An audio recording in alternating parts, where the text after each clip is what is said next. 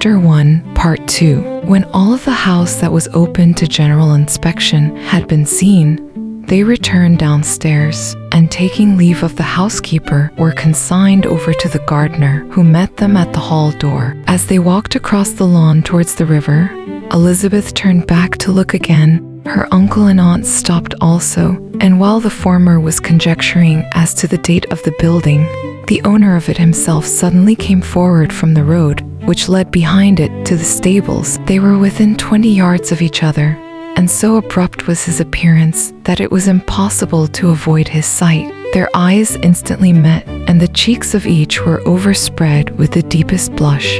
He absolutely started, and for a moment seemed immovable from surprise, but shortly recovering himself, advanced towards the party and spoke to Elizabeth, if not in terms of perfect composure, at least of perfect civility. She had instinctively turned away, but, stopping on his approach, received his compliments with an embarrassment impossible to be overcome. Had his first appearance or his resemblance to the picture they had just been examining been insufficient to assure the other two that they now saw Mr. Darcy, the gardener's expression of surprise on beholding his master must immediately have told it. They stood a little aloof while he was talking to their niece, who, astonished and confused, scarcely dared lift her eyes to his face, and knew not what answer she returned to his civil inquiries after her family.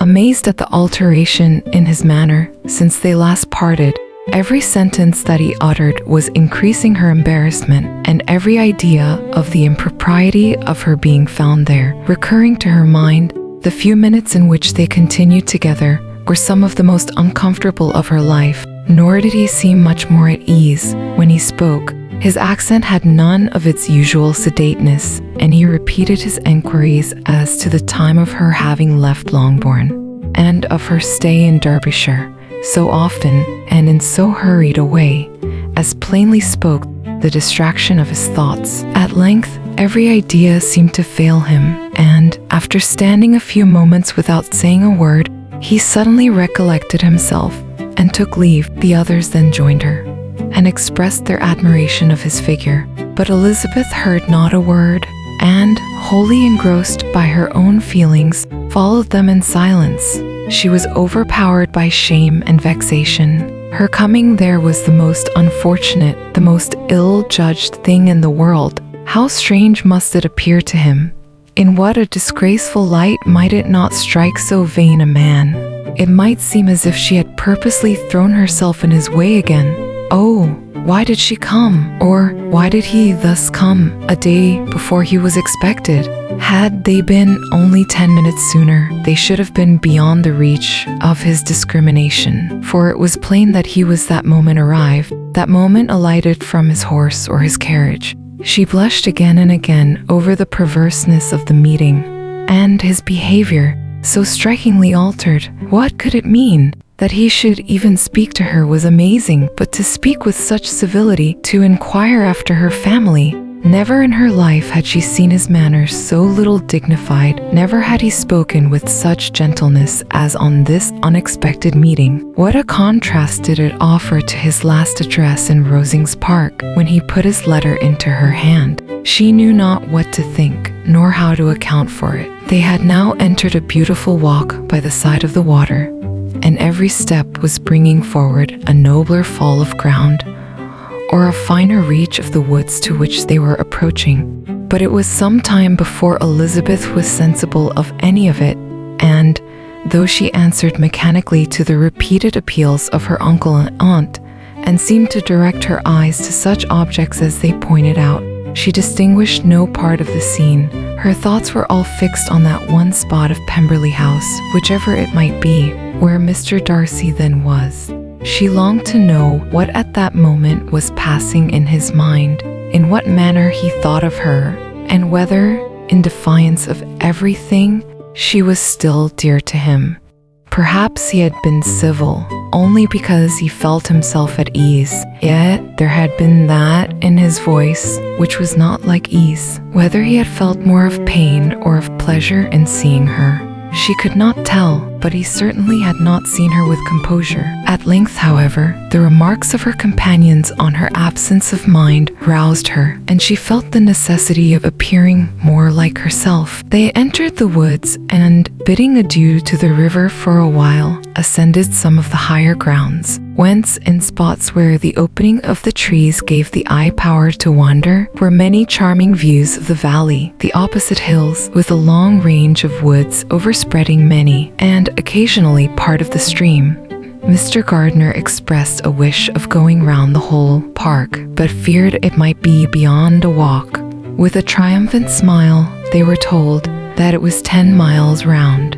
It settled the matter, and they pursued the accustomed circuit, which brought them again, after some time, in a descent among hanging woods, to the edge of the water in one of its narrowest parts. They crossed it by a simple bridge, in character with the general air of the scene. It was a spot less adorned than any they had yet visited, and the valley, here contracted into a glen, allowed room only for the stream, and a narrow walk amidst the rough coppice wood which bordered it. Elizabeth longed to explore its windings, but when they had crossed the bridge and perceived their distance from the house, Mrs. Gardiner, who was not a great walker, could go no farther, and thought only of returning to the carriage as quickly as possible. Her niece was therefore obliged to submit, and they took their way towards the house on the opposite side of the river, in the nearest direction. But their progress was slow, for Mr. Gardiner, though seldom able to indulge the taste, was very fond of fishing, and was so much engaged in watching the occasional appearance of some trout in the water, and talking to the man about them, that he advanced but little. Whilst wandering on in this slow manner, they were again surprised, and Elizabeth's astonishment was quite equal to what it had been at first, by the sight of Mr. Darcy approaching them, and at no great distance. The walk, being here less sheltered than on the other side, allowed them to see him before they met. Elizabeth, however astonished, was at least more prepared for an interview than before, and resolved to appear and to speak with calmness if he really intended to meet them. For a few moments, indeed, she felt that he would probably strike into some other path. This idea lasted while a turning in the walk concealed him from their view. The turning past, he was immediately before them. With a glance she saw that he had lost none of his recent civility, and, to imitate his politeness, she began, as they met, to admire the beauty of the place. But she had not got beyond the words delightful and charming, when some unlucky recollections obtruded, and she fancied that praise of Pemberley from her might be mischievously construed. Her color changed, and she said no more. Mrs. Gardiner was standing a little behind, and on her pausing, he asked her if she would do him the honor of introducing him to her friends. This was a stroke of civility for which she was quite unprepared, and she could hardly suppress a smile at his being now seeking the acquaintance of some of those very people against whom his pride had revolted in his offer to herself. What will be a surprise, thought she, when he knows who they are? He takes them now for people of fashion. The introduction, however, was immediately made, and as she named their relationship to herself, she stole a sly look at him to see how he bore it, and was not without the expectation of his decamping as fast as he could from such disgraceful companions. That he was surprised by the connection was evident. He sustained it, however, with fortitude, and so far from going away, turned back with them and entered into conversation with Mr. Gardiner. Elizabeth could not but be pleased, could not but triumph. It was consoling that he should know she had some relations for whom there was no need to blush. She listened most attentively to all that passed between them, and gloried in every expression, every sentence of her uncle, which marked his intelligence, his taste, or his good manners. The conversation soon turned upon fishing, and she heard Mr. Darcy invite him, with the greatest civility, to fish there as often as he chose, while he continued in the neighborhood, offering at the same time to supply him with fishing tackle, and pointing out those parts of the stream where there was usually most sport. Mrs. Gardiner, who was walking arm in arm with Elizabeth, gave her a look expressive of her wonder. Elizabeth said nothing, but it gratified her exceedingly. The compliment must be all for herself. Her astonishment, however, was extreme, and continually was she repeating, "Why is he so altered? From what can it proceed? It cannot be for me. It cannot be for my sake that his manners are thus softened. My reproof," said Hunsford, "could not work such a change as this. It is impossible that he should still love me." After walking some time in this way, the two ladies in front, the two gentlemen behind, on resuming their places, after descending to the brink of the river for the better inspection of some curious water plant, there chanced to be a little alteration. It originated in Mrs. Gardiner, who, fatigued by the exercise of the morning, found Elizabeth's arm inadequate to her support, and consequently preferred her husband's. Mr. Darcy took her place by her niece, and they walked on together. After a short silence, the lady first spoke. She wished him to know that she had been assured of his absence before she came to the place, and accordingly began by observing that his arrival had been very unexpected. "For your housekeeper," she added, "informed us that you would certainly not be here till tomorrow. And indeed, before we left Bakewell, we understood that you were not immediately expected in the country." He acknowledged the truth of it all, and said that business with his steward had occasioned his coming forward a few hours before the rest of the party with whom he had been traveling. "They will join me early tomorrow," he continued, "and among them are some who will claim an acquaintance with you, Mr. Bingley and his sisters." Elizabeth answered only by a slight bow. Her thoughts were instantly driven back to the time when Mr. Bingley's name had been last mentioned between them, and if she might judge from his complexion, his mind was not very differently engaged. "There is also one other person in the party," he continued after a pause, "who more particularly wishes to be known to you. Will you allow me, or do I ask too much, to introduce my sister to your acquaintance during your stay at Lambton?" The surprise of such an application was great indeed. It was too great for her to know in what manner she acceded to it. She immediately felt that whatever desire Miss Darcy might have of being acquainted with her must be the work of her brother, and without looking farther, it was satisfactory. It was gratifying to know that his resentment had not made him think really ill of her. They now walked on in silence, each of them deep in thought. Elizabeth was not comfortable, that was impossible, but she was flattered and pleased. His wish of introducing his sister to her was a compliment of the highest kind. They soon outstripped the others, and when they had reached the carriage, Mr. and Mer were half a quarter of a mile behind. He then asked her to walk into the house, but she declared herself not tired, and they stood together on the lawn. At such a time, much might have been said, and silence was very awkward. She wanted to talk, but there seemed an embargo on every subject. At last she recollected that she had been traveling, and they talked of Matlock and Dovedale with great perseverance. Yet time and her aunt moved slowly, and her patience and her ideas were nearly worn out before the tete-a-tete was over. On Mr. and Mrs. Gardiner's coming up, they were all pressed to go into the house and take some refreshment, but this was declined, and they parted on each side with the utmost politeness. Mr. Darcy handed the ladies into the carriage, and when it drove off, Elizabeth saw him walking slowly towards the house. The observations of her uncle and aunt now began, and each of them pronounced him to be infinitely superior to anything they had expected.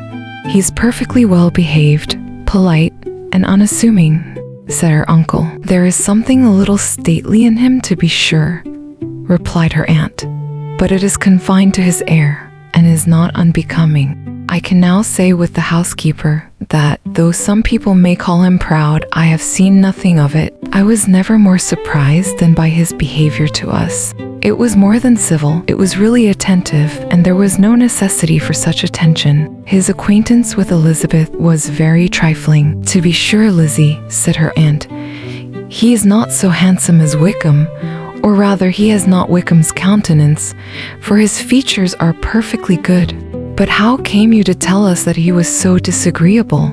Elizabeth excused herself as well as she could, said that she had liked him better when they met in Kent than before, and that she had never seen him so pleasant as this morning. But perhaps he may be a little whimsical in his civilities, replied her uncle. Your great men often are, and therefore I shall not take him at his word about fishing, as he might change his mind another day and warn me off his grounds. Elizabeth felt that they had entirely mistaken his character, but said nothing. From what we have seen of him, continued Mrs. Gardiner, I really should not have thought that he could have behaved in so cruel a way by anybody as he has done by poor Wickham. He has not an ill-natured look. On the contrary, there is something pleasing about his mouth when he speaks, and there is something of dignity in his countenance that would not give one an unfavorable idea of his heart. But to be sure, the good lady who shewed us the house did give him a most flaming character. I could hardly help laughing aloud sometimes. But he is a liberal master, I suppose, and that, in the eye of a servant, comprehends every virtue. Elizabeth here felt herself called on to say something in vindication of his behavior to Wickham, and therefore gave them to understand, in as guarded a manner as she could, that by what she had heard from his relations in Kent, his actions were capable of a very different construction, and that his character was by no means so faulty, nor Wickham so amiable, as they had been considered in Hertfordshire. In confirmation of this, she related the particulars of all the pecuniary transactions in which they had been connected, without actually naming her authority, but stating it to be such as might be relied on. Mrs. Gardiner was surprised and concerned, but as they were now approaching the scene of her former pleasures, every idea gave way to the charm of recollection, and she was too much engaged in pointing out to her husband all the interesting spots in its environs to think of anything else. Fatigued as she had been by the morning's walk, they had no sooner dined than she set off again in quest of her former acquaintance, and the evening was spent in the satisfactions of an intercourse renewed after many years' discontinuance. The occurrences of the day were too full of interest to leave Elizabeth much attention for any of these new friends, and she could do nothing but think, and think with wonder, of Mr. Darcy's civility, and above all, of his wishing her to be acquainted with his sister. If you enjoy this video, please like and subscribe to support the channel. Thank you.